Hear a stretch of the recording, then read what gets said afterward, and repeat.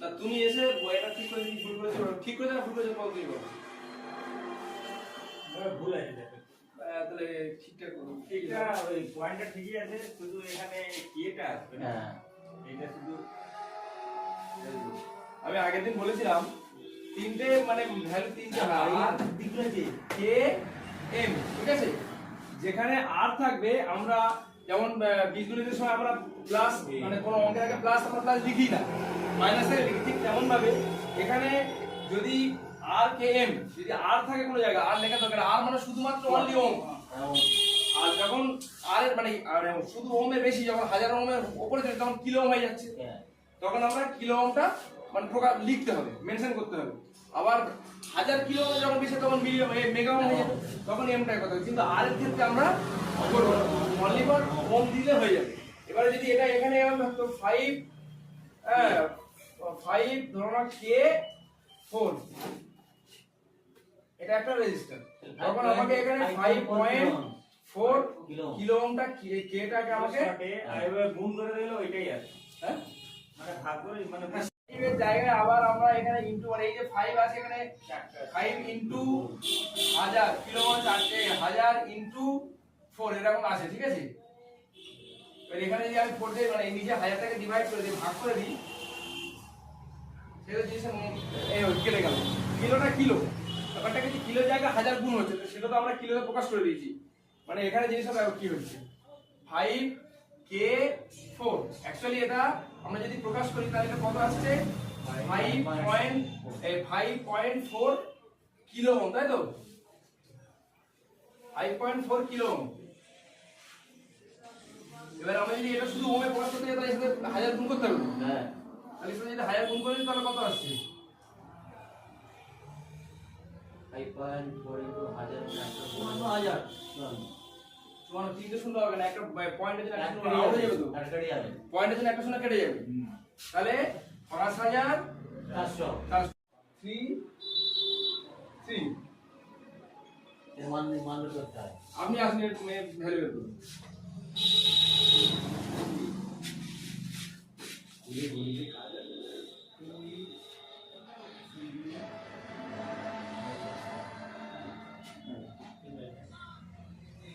নিচে বসে ডিভাইড করে দিন।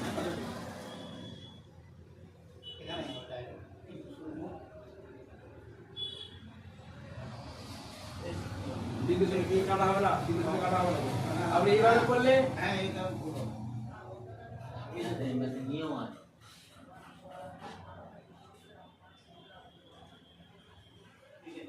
হ্যাঁ ঠিকই আছে, কিন্তু এইভাবে করলে এইভাবে কাটা যায় না। ভাগ হয়ে গেল। তাহলে 23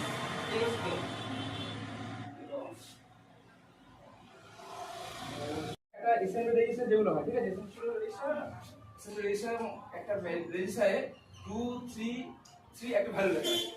এটা কত এর ভ্যালু অ্যাকচুয়াল ভ্যালু কত সেটা আমাকে বের করতে হবে। সেই নিয়মটা কি এখন করব? তার মানে কথাই হচ্ছে আমার। এমন নিয়ম হয়ে যাচ্ছে। ওনার যে এই ধরনের রেজিস্ট্যান্সগুলোতে কালার থাকে, হ্যাঁ কালারের মান নির্ণয় করে আমাদের বের করতে হয়।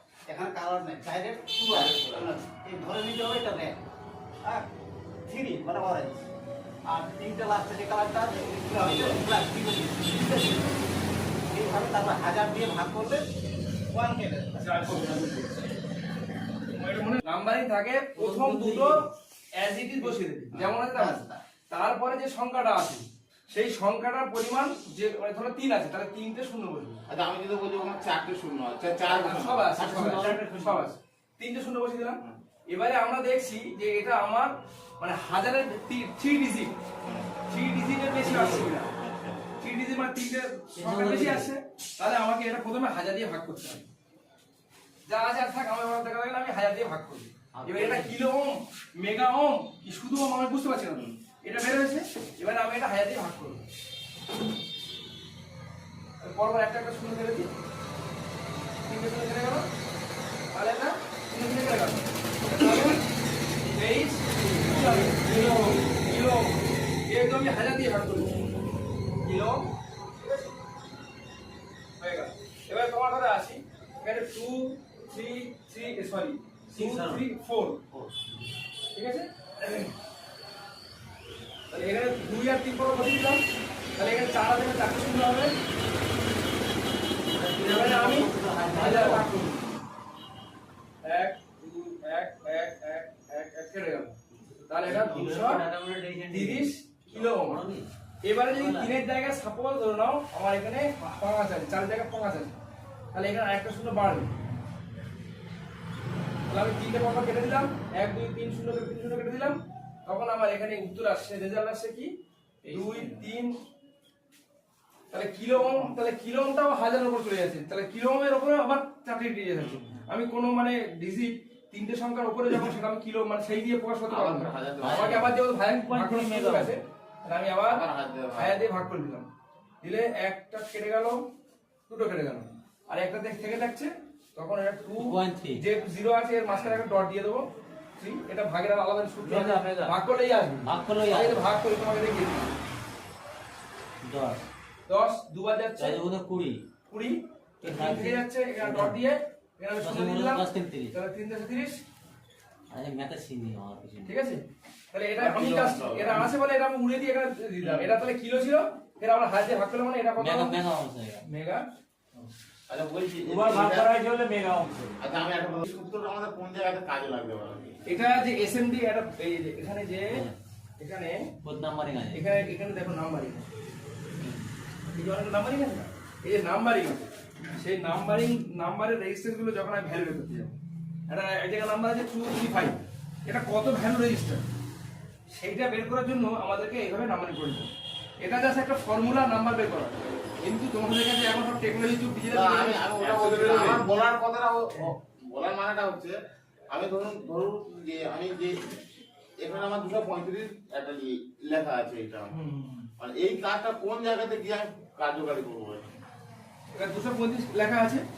এবারে তোমার ওটা 235 এর ভ্যালুটা কত, তোমাকে ওখানে একটা তুমি কোনো কিছু রেজিস্টার কতটা ভ্যালুতে ও কাজ করছে, এটা কত মানে রেজিস্টার তো একটা কিলো ওহম মেগা ওহম আছে, এটা কত ওহমসের রেজিস্টার সেটাকে মানে আইডেন্টিফাই করার জন্য এই ভ্যালুটাকে আমি তো ভ্যালু বার করলাম, উপরে রাখছে, মানে ওখান দিয়ে ইলেকট্রিকটা পাস করানো হচ্ছে। বাইরে যদি সামান্য ক্ষণিকের জন্য মানে ফল্ট হয়, এই সেই সময়টাকে ব্যাকআপ করবে, সেই মানে ফ্র্যাকচার হলে বিভিন্ন রকম স্পাইক ভোল্টেজ হলে তখন সেটাকে ধরে রাখতে হবে। কন্ডেন্সার দুভাগে বিভক্ত, ঠিক আছে, পোলারাইজড নন পোলারাইজড। পোলার মানে আমরা কি জানি, পোল মানে একটা যেটা পোল আমরা ব্যাটারি পোল বলি, ক্যাপাসিটরে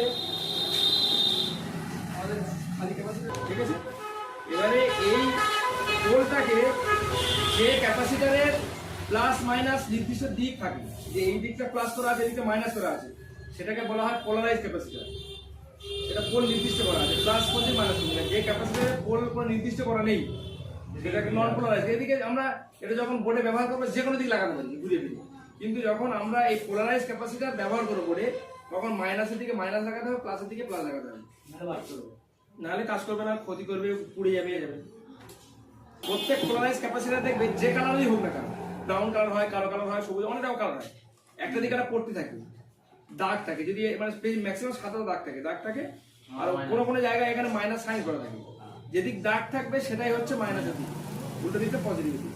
তাহলে আমরা যখন এটা আর পোলারাইজড ক্যাপাসিটর ম্যাক্সিমাম ক্ষেত্রে ডিসি কারেন্টে ব্যবহার হয়, সেটাই ব্যবহার হয়, আর নন পোলারাইজড ডিসি এসি দুটোতে ব্যবহার হয়।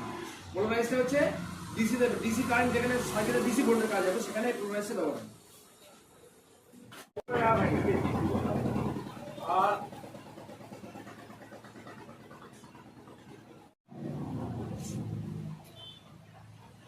অথবা প্লাস মাইনাস এরকম উল্লেখ করে থাকি। এখানে সিম্বলে যে এগুলো ছিল সে পেজটা খোলো।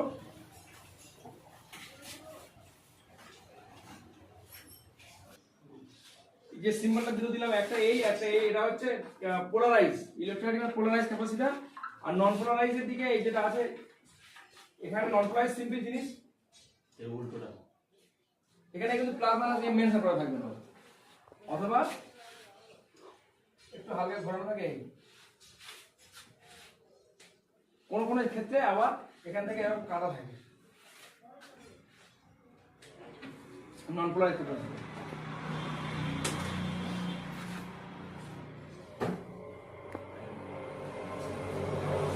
পাশে প্লাস দেওয়া রয়েছে। এই যে প্রত্যেকটা গোল দেওয়া রয়েছে ক্যাপাসিটর লাগবে, একটা করে প্লাস, একটা করে, হ্যাঁ সেখানে প্লাসটা লাগবে বা অপোজিটে মাইনাস আছে। আছে তাই যদি না থাকে তাহলে দেবো না কোনো সিনেমা নন পোলারাইজ ক্যাপাসিটর যেখানে লাগবে সেখানে তোমার নন পোলারাইজ দেখো এখানে কোনো সিম্বল এখানে প্লাস দেওয়া আছে, ঠিক আছে? এখানে তোমার নন পোলারাইজ ক্যাপাসিটর সাধারণত এরকম গোল হয় না,